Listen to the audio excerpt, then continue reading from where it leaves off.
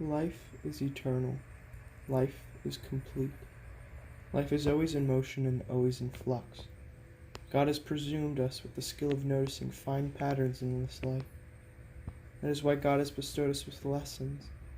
Lessons that must be learned, or they will be repeated again and again. And when a lesson is shown more than once, we may not understand. We may ignore the challenge and deny the one thing that must be changed.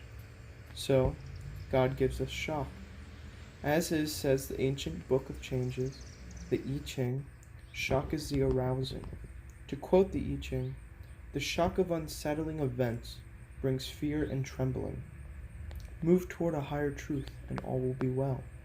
Reject the lesson God is insisting you learn, and He will force you to endure a shock so detrimental, so thunderous, that you will have no choice but to change. And to change is to be educated, and to be educated is to learn the lesson.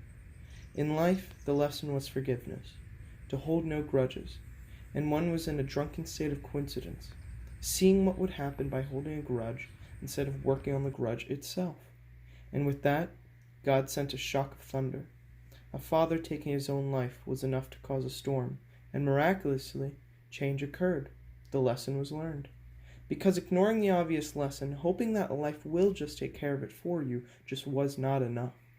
It needed to be emphasized. It needed to be enforced, just like a teacher would. And so with that, forgiveness becomes an easy task. Shock is important, but it is preventable. If you let yourself sit in stillness, and you open yourself to what may be urgent one day, you can prevent shock and allow the change to still occur. Do not react against these shocks, says the I Ching, but accept that what is happening has come to teach you a specific and necessary lesson from the higher power.